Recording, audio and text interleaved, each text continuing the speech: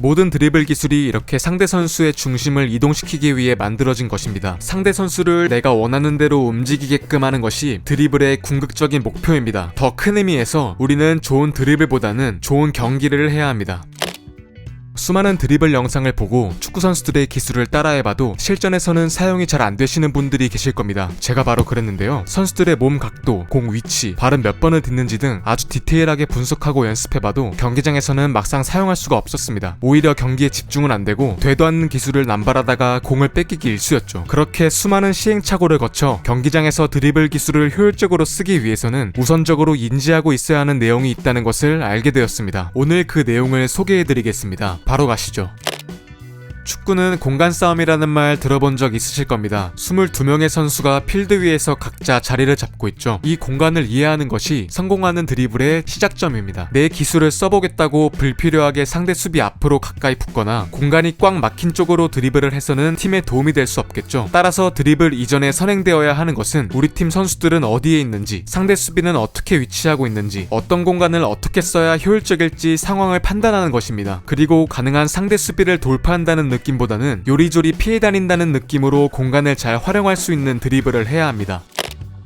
늘 상대 수비를 피해 다닐 수는 없겠죠. 상대 수비와 거리가 좁혀진 경우, 패스길이 마땅치 않은 경우, 골문 앞에서 기회를 창출해야 하는 경우 등 드리블의 기술을 활용해야 할 때가 분명히 옵니다. 시저스, 스텝오버, 팬텀, 마르세우턴, 바디페인팅 등 어떤 드리블 기술을 쓰더라도 꼭 기억하셔야 하는 것은 상대를 내가 원하는 대로 움직이게끔 만들어야 먹혀 들어가는 드리블을 할 수 있다는 것입니다. 보통의 경우 공격수는 수비수보다 먼저 움직입니다. 공격수가 움직임을 가져가면 수비수는 그에 반응하여 움직임을 가져가죠. 그 때문에 공격자인 내가 가고자 하는 방향으로 이동하기 위해 상대 수비를 다른 쪽으로 움직이게끔 만들어야 합니다. 기본적으로 축구에서 움직임이라는 것은 두 다리가 모두 땅에 붙어 있다가 한 발을 떨어뜨려 다른 쪽으로 디딤과 동시에 반대쪽 발을 떼고 딛는 과정입니다. 이 과정에서 몸의 중심은 오른쪽, 왼쪽으로 번갈아 가면서 이동하게 되죠. 이 점을 꼭 기억하고 이용해야만 합니다. 공격자인 내가 오른쪽으로 가고 싶다면 상대 몸 중심을 왼쪽으로 가고 싶다면 상대 몸 중심을 오른쪽으로 이동시켜야만 하는 것이죠.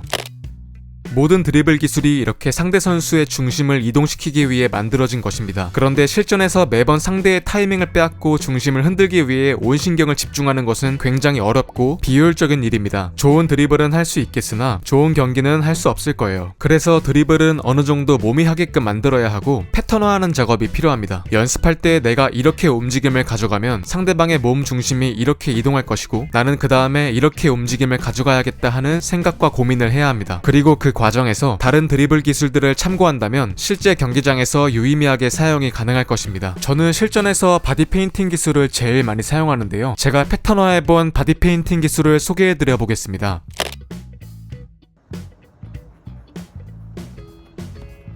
여러분이 많이들 알고 계시는 바디페인팅 동작입니다. 속도가 붙은 상황에서 전진 드리블을 할 때에는 괜찮을 수 있지만 바디페인팅 이후 각이 좁게 드리블을 하면 상대 수비에게 뺏길 확률이 큽니다. 그래서 저는 다음과 같이 패턴을 짜두고 연습하고 있습니다.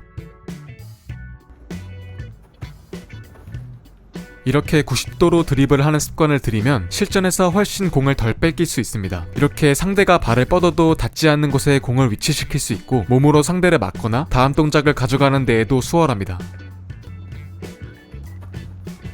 45도로 치더라도 최대한 짧게 치고 상대와 먼 방향으로 드리블을 진행해줍니다.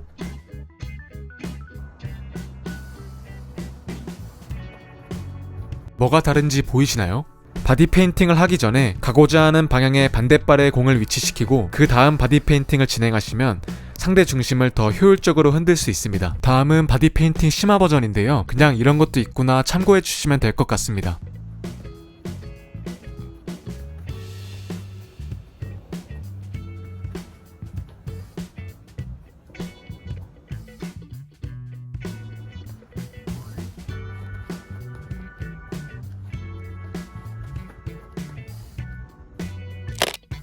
설명드린 내용을 기반으로 스스로 고민하는 과정을 통해서 훨씬 좋은 드리블과 좋은 경기를 하실 수 있을 겁니다. 드리블의 원리를 먼저 이해하고 기술들을 연마하셔서 실제 경기에서 자유자재로 쓰실 수 있기를 바라겠습니다. 시청해주셔서 감사합니다.